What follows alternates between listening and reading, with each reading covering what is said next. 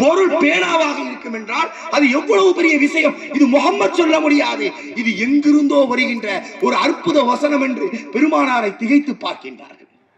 அந்த அரபு விற்பனர்களுக்கு புரிகின்றது, ஒரு களம் என்றால் பேனாவின் மீது சத்தியமாக, எழுதக்கூடியவன் மீது சத்தியமாக, எழுதக்கூடிய கருத்தின் மீது சத்தியமாக, இந்த மூன்று கருத்துக்களை புரிந்து கொண்டு அடுத்து அல்லாஹ் சொல்றான், நபியே, உங்களுடைய இறைவனின் அருட்கொடையை கொண்டு நீங்கள் ஒரு பைத்தியக்காரர் அல்ல, நீங்க பெரிய அறிவாளி, பெரிய அழகிய குணத்தின் மீது இருக்கின்றீர்கள். அப்போ முதல்ல அல்லாஹ் என்ன சொல்றான், படிங்க படிங்கன்னு சொல்றான். இரண்டாவது, பேனாவின் மீது சத்தியம் முடிகின்றான், எழுதுங்கள் எழுதுங்கள் என்று சொல்லுகின்றான்.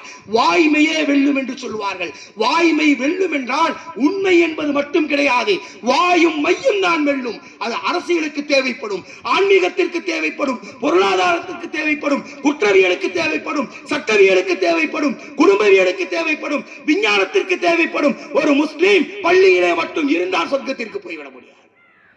பள்ளியில் இருப்பவங்க சொர்க்கத்துக்கு போவாங்க, இல்லை என்பது கிடையாது. சொன்னார்கள் ஆசியம்மாள் ஐபிஎஸ். நம்ம நினைச்சுக்கிட்டு இருக்கோம் ஒரு வீடு, இந்த லைப்ரரியை கெட்ட நம்ம பிள்ளைங்க எவ்வளவு கஷ்டப்பட்டிருப்பாங்க.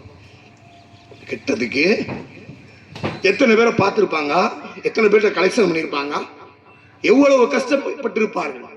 சமீபத்திலே கேட்ட ஒரு செய்தியை நான் சொல்லுகின்றேன், நன்றாக காது தாழ்த்தி கேட்டுக்கொள்ளுங்கள். இந்த குழுவர்கள்லாம் இருக்கிறாங்களா, வீடு இல்லாமல் இருப்பாங்க இல்லையா, அவர்கள் எல்லாம் வந்து ஐபிஎஸ் ஆசியம்மாள், முதல் பெண் உளவுத்துறை அதிகாரி, ஐஜி, அவங்கள்ட்ட வந்து கேட்குறாங்க, எங்களுக்கு வீடு இல்லைங்க, எங்களுக்கு வீடு வாங்கி கொடுங்க அப்படின்னு கேட்குறாங்க.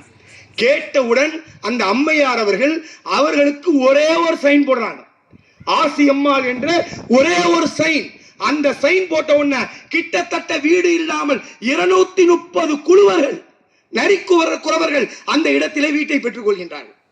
இந்த ஒரு பில்டிங் கட்ட நம்ம எவ்வளோ கஷ்டப்படுறோம், சின்ன பில்டிங்கு, இதை கட்டுறதுக்கு நமக்கு எவ்வளவு கஷ்டப்படுறோம்.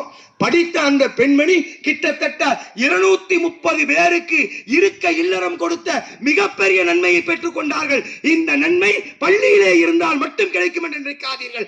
அரசு அதிகாரத்திலே இருக்கும் பொழுது 230 பேருக்கு கொடுத்த வீட்டினுடைய நன்மை என்ன இருந்துச்சோ அது அவங்க ஆமால் நாமல் பட்டோல எழுதப்பட்டிருக்கும்.